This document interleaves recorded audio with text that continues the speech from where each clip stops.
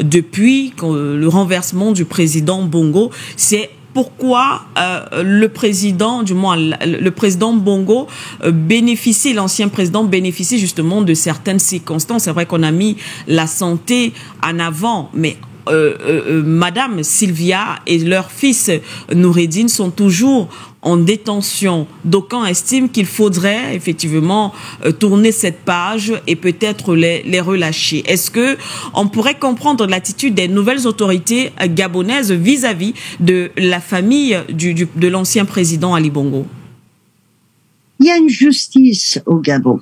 Et cette justice, c'est Ali Bongo qui a tout fait pour que le code pénal et civil existe. Donc si aujourd'hui sa famille tombe dans le piège, lui, on a fait en sorte de le mettre de côté parce qu'il est vraiment malade et on voit que les dernières années, il n'était pas responsable de ses actes. Mais à partir du moment où on commet un délit, en France, aux États-Unis, partout dans le monde, la personne va en prison si un juge estime qu'elle doit aller en prison en attendant son procès.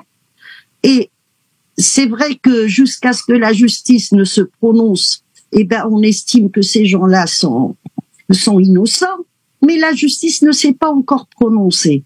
Si la femme de ce monsieur, qui était anciennement la première dame, elle est malade et son fils est malade et puis ils sont mal soignés, là, c'est eux qui sont responsables de cet acte. Ils avaient tout le temps de construire des bons hôpitaux et puis former des bons médecins.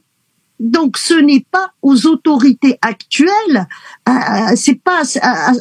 aux autorités actuelles de dire qu'ils sont responsables de cette situation.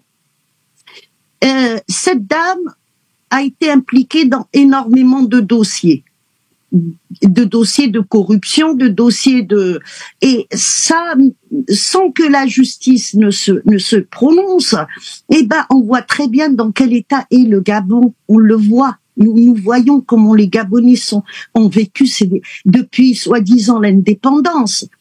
Et aujourd'hui, si ces gens-là doivent être condamnés, si la justice doit se prononcer, on va pas les relâcher parce qu'ils sont ils ne sont pas en bonne santé. Ce n'est pas possible. Sinon, il faut vider toutes les prisons à ce moment-là.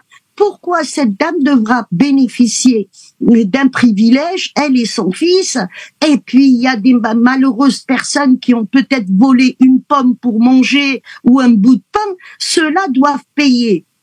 C'est pas normal ce qui se passe. Nous l'avons vu même en Algérie par rapport à Boualem Sansal, il est vieux, il a 76 ans, il faut le relâcher. Mais c'est quoi ça? Relâcher qui? Relâcher qui? Les gens qui sont responsables de délits. Mais ça rentre pas dans la tête. Ça, c'est une ingérence. Et si ce monsieur, aujourd'hui, fait la grève de la faim parce que son fils est mal soigné et sa femme est mal soignée aussi, la responsabilité, c'est à lui qu'il faut l'adosser. Pourquoi il n'a pas construit des hôpitaux pour son peuple et pour lui? Parce que eux, ils avaient les avions privés, ils avaient l'argent pour aller se soigner en Europe. Et aujourd'hui, la situation s'est renversée et sa femme devra être soignée dans les hôpitaux qu'elle n'a pas construits, son fils également. Donc, aujourd'hui, les Africains ne sont plus dupes et on ne cesse de le dire. Les Gabonais ne vont pas soutenir cette femme qui était à l'origine de leur malheur, ni son fils, ni son mari. Ils vont pas les soutenir. Les Gabonais ont d'autres soucis aujourd'hui. C'est de rétablir les choses dans leur propre pays et puis que les choses aillent mieux pour eux. Mais pourquoi en ce moment il entame une grève de la faim? Parce qu'on se rapproche d'une date où les élections étaient prévues. Et ces élections-là, vont devoir changer les choses certainement au Gabon, puisque aujourd'hui, la présence française a énormément reculé, mais la présence marocaine également. Le roi du Maroc, il avait bien acquis une villa immense dans une petite île qu'il n'a pas achetée. Hein. Il l'a pas acheté. Et ça, c'est un cadeau par rapport justement à tous les services qu'il rendait à la France. Et Ali Bongo, qui s'appelle Alain, il ne s'est jamais converti et il n'a jamais mis les pieds dans une église, il connaît pas Dieu. Hein. Il s'est occupé à faire rentrer Wafa Bank, qui est une banque française sous enseigne marocaine. Les assurances dont sa femme se chargeait, c'est des assurances françaises, également sous une enseigne marocaine. Mais pourquoi il n'a pas laissé le peuple travailler et également construire des hôpitaux qui pouvaient lui servir? Donc, si il faut être juste, et quand on dit juste, il y a le mot justice derrière. Quand on commet un délit, eh ben la justice au Gabon devra se prononcer. Et puis il faut arrêter de penser avec le cœur. Les Africains, nous les Africains, ça va de l'Afrique du Nord jusqu'à l'Afrique du Sud, on nous a toujours amadoué avec le côté cœur. Ah oui, il est malade. Ah, il va pas bien. Non, il a commis un délit, il va en prison comme les autres. C'est tout. Pourquoi c'est toujours au peuple de subir? Et puis quand il s'agit justement d'essayer de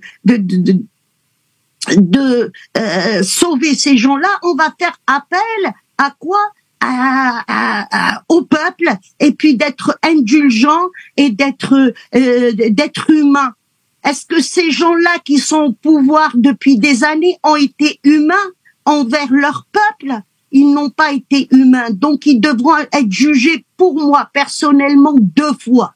Pour les hôpitaux qu'ils n'ont pas construits, et puis aussi pour toutes les atrocités qu'ils ont commis. Merci.